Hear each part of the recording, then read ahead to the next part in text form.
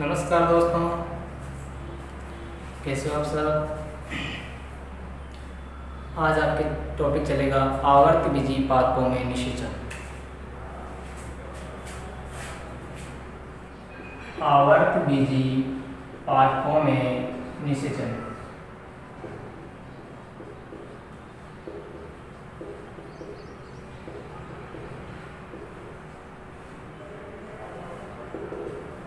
निषेचन यानी नर व मादा युग्मकों के मध्य संलयन को ही क्या बोलते हैं, निषेचन कहते हैं या फर्टिलाइजेशन कहते हैं। निषेचन के बारे में सर्वप्रथम किसने बताया था? तो निषेचन के बारे में सर्वप्रथम बताने वाले वैज्ञानिक का नाम था स्ट्रासबर्गर।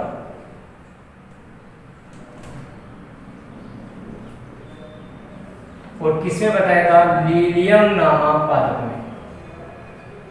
लिलियम नामक पादप में। ठीक है, अब देखिए यहां तक हो गया। अब इसमें निषेचन के लिए कौन कौन से चरण होते हैं शामिल इसमें? तो देखिए निषेचन में निम्न चरण शामिल होते हैं। पहला है प्राग कणों का अंकुरण। प्राग कणों का अंकुरण व प्राग नलिका का निर्माण।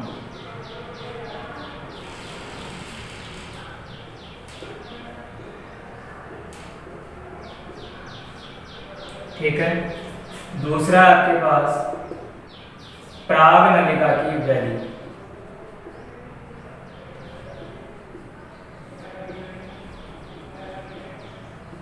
तीसरा प्राग नलिका का बीजांड में प्रवेश। और चौथा चरण है प्राग नलिका का भ्रूणकोश में प्रवेश।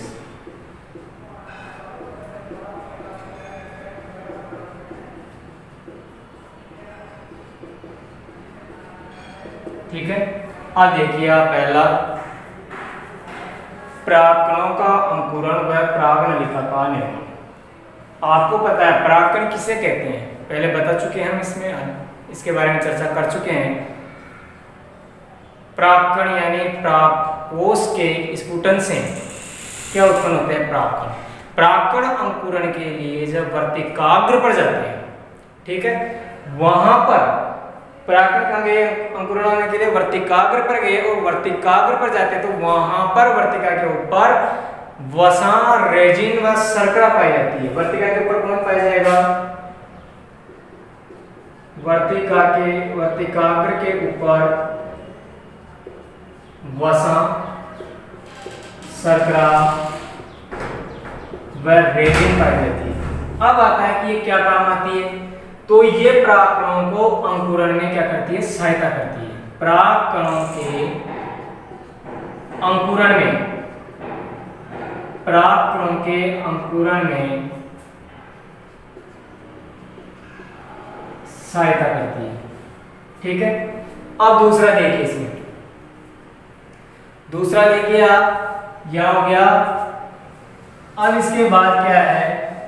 सहायता कर दी इसने। अब देखिए इसके बाद परागकण जब अंकुरण होने के लिए, यानी परागकण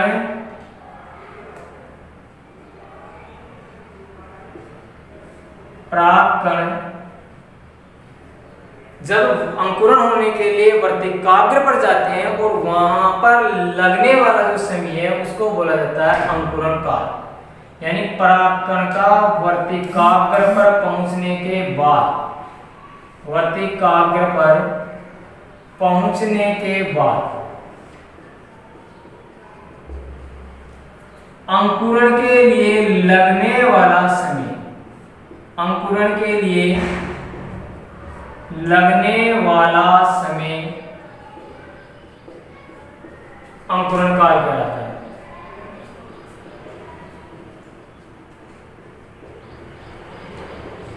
क्वेश्चन आया था आपके पास कि अंकुरण काल किसे कहते हैं? तो परागकण का वर्तिकाग्र पर पहुंचने के बाद जो उसको अंकुरण में समय लगता है उसको बोला जाता है अंकुरण काल। अब आता है कि परागनलिका हो गई यहाँ पे। अब देखिए दूसरा है परागनलिका की वृद्धि। परागनलिका की वृद्धि, इसमें देखिए आप, जब परागनलिका वर्तिका से होती हुई बीजांड में प्रवेश करती है, बीजांड में कैसे प्रवेश करेगी? वर्तिका से होती हुई, ठीक है। अब वहां पे वर्तिका पर एक एंजाइम पाया जाता है जो क्या करता है, उस परागनलिका को पथ प्रदान करता है या उस परागनलिका को रास्ता बताता है कि किधर से जाना है, ठीक है। अब देखिए आप, तो एंजाइम का नाम क्या होता है? उस एंजाइम का नाम है पेक्टिनेज एंजाइम। तो जब परागनलिका बीजांड में, जब परागनलिका वर्तिका से बीजांड में प्रवेश करती है, वर्तिका से बीजांड में प्रवेश करती है,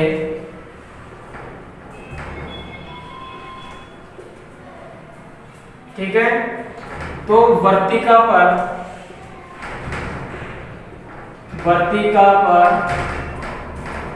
पेक्टिनेज एंजाइम पाया जाता है। कौन सा एंजाइम पाया जाएगा? पेक्टिनेज। पेक्टिनेज एंजाइम पाया जाता है जो परागनलिका को पथ प्रदान करता है।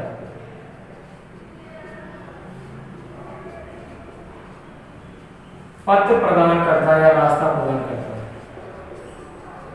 ठीक है। अब इसकी गति कैसी होती है?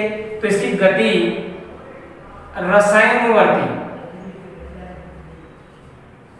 व एक दिशीय होती है,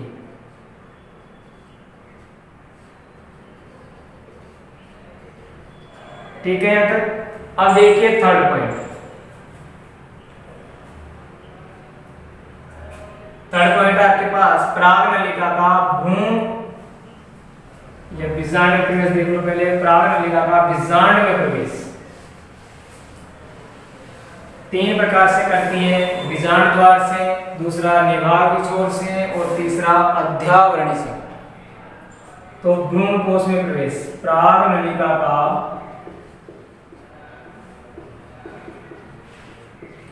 भ्रूण कोश में प्रवेश, ठीक है। थर्ड पॉइंट, परागनलिका का भ्रूण कोश में प्रवेश कितने प्रकार से होगा? तीन प्रकार से होगा, तीन टाइप। पहला है आपके पास बीजांड द्वारी प्रवेश, बीजांड द्वारी प्रवेश यानी प्रोगेमी, प्रोगेमी। दूसरा आपके पास निभागी प्रवेश, चैल्जोगेमी। और थर्ड आपके पास अध्यावरणी प्रवेश।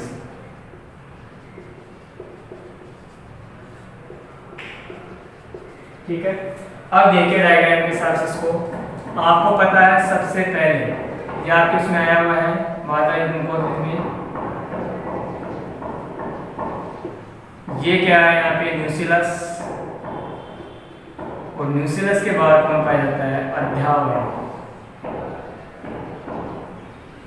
ठीक है। अब देखिए आप,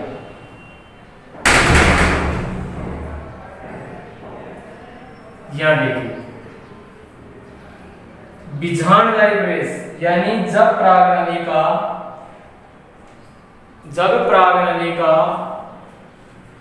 बीजांड में प्रवेश किसके द्वारा करती है?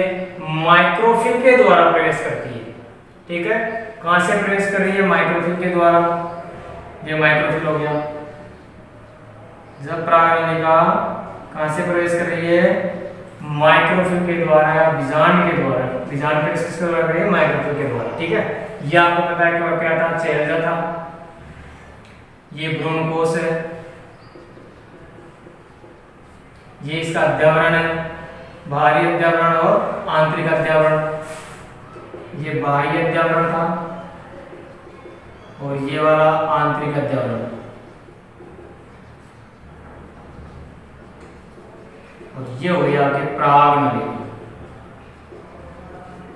तो कहां से प्रवेश कर रही है, यानी जब पराग नलिका बीजांड में कहां से प्रवेश कर रही है, माइक्रोफिल से प्रवेश कर रही है। दूसरा देखिए निभागी प्रवेश।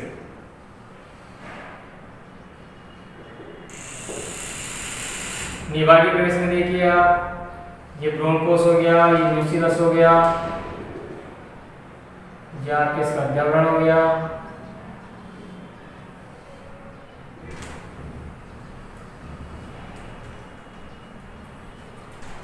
देखो अब इसमें देखिए कि जब पराग नलिका बीजांड में कहां से प्रवेश करेगी, चेलजा से प्रवेश करती है। तो चेलजा कहां पे, यहाँ पे है, और ये कहां प्रवेश करेगी, यहाँ माइक्रोफिल वाले छोर से।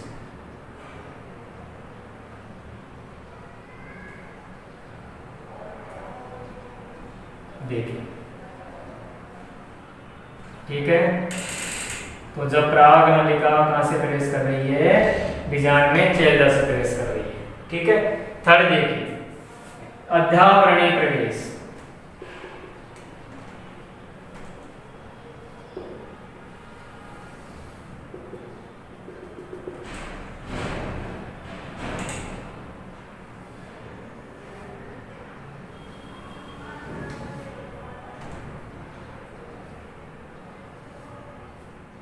देखो यानी जब थर्ड में जब पराग नलिका बीजांड में अध्यावरण से प्रवेश करती है, कहां से प्रवेश करेगी, अध्यावरण से। तो ये दोनों इसके क्या हो गए, अध्यावरण हो गए। ठीक है। तो ये कहां से प्रवेश कर रही है, अध्यावरण से प्रवेश कर रही है। ये हो गया आपके ये। ठीक है। तीनों हो गए। पराग नलिका का पूर्ण कोश में प्रवेश, यानी तीन टाइप से होता है, बीजांडधारी, प्रोगेमी, निभागी प्रवेश, चेलजागेमी और अध्यावरणीय प्रवेश। बीजांडधारी प्रवेश के अंदर क्या होगा, प्रोगेमी, यानी जब पराग नलिका बीजांड में माइक्रोफिल से प्रवेश करती है, ये माइक्रोफिल से प्रवेश कर रही है। ठीक है। ये बाह्य अध्यावरण, आंतरिक अध्यावरण, ब्रोंकोस, ये न्यूक्लियस है आपके, ये पहले आ चुके सब आपके। ठीक है। दूसरा है निभागी प्रवेश, यानी जब पराग नलिका कहां से प्रवेश करती है, चेलजा से प्रवेश करती है, तो उसको बोला जाता है निभागी प्रवेश। और थर्ड आपके अध्यावरणीय प्रवेश, यानी जब पराग नलिका अध्यावरण, ये कहां से प्रवेश कर रही है, अध्यावरण से प्रवेश करती है, तो उसको बोला जाता है अध्यावरणीय प्रवेश। ठीक है। अब इसके एग्जांपल देखिए आप, इसमें आएंगे अधिकांश पादप, इसमें आएगा आपके केजुराइना। ठीक है। और इसके अंदर आता है आपके पास में कुक्कुरबिटा। ठीक है। यहां तक वो आपके पराग नलिका का पूर्ण कोश में प्रवेश। और लास्ट इसका थर्ड बच रहा है पराग नलिका का बीजांड में प्रवेश था, यहाँ पे बीजांड में प्रवेश। ठीक है। अब आता है आपके पराग नलिका का भ्रूण कोश में प्रवेश। अब आएगा आपके भ्रूण कोश में प्रवेश। उसमें तीन प्रकार से प्रवेश होता है, वो सभी प्रवेश कहां से होंगे, माइक्रोफिल वाले छोर से होते हैं। ठीक है। अब आता है आपके भ्रूण कोश में प्रवेश। ठीक है। सभी प्रवेश कहां से होंगे, इसमें सभी प्रवेश जो है कहां से होंगे, माइक्रोफिल वाले छोर से होंगे। सभी प्रवेश माइक्रोफिल वाले छोर से होंगे। ठीक है। पहला देखिए, अंड कोशिका व सहायक कोशिका के मध्य, एक अंड कोशिका व एक सहायक कोशिका के मध्य।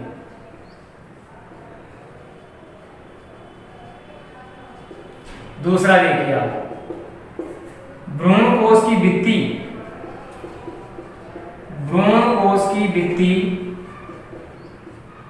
व एक सहायक कोशिका को भेदते हुए।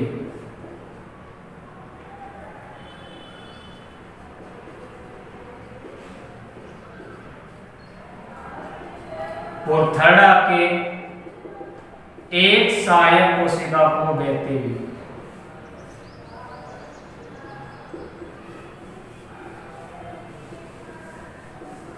ठीक है, तो ये आपका टॉपिक था भ्रूण कोश का प्रवेश हो गया 3 प्रकार से, एक अंड कोशिका एक सहायक कोशिका के मध्य, एक भ्रूण कोश की भित्ति व एक सहायक कोशिका को भेजते हुए, एक सहायक कोशिका को भेजते हुए। अंड कोशिका सहायक कोशिका सबको पता है, पहले आ चुका आपके पास। यहाँ पे क्या होता है, भ्रूण कोश था, भ्रूण कोश में ये ऊपर वाला समुच्चय क्या कहलाता है, प्रतिमुखी कोशिकाएं। ठीक है, और नीचे वाला कोशिकाओं का समुच्चय, ये समुच्चय पूरा कहलाता था अंड समुच्चय।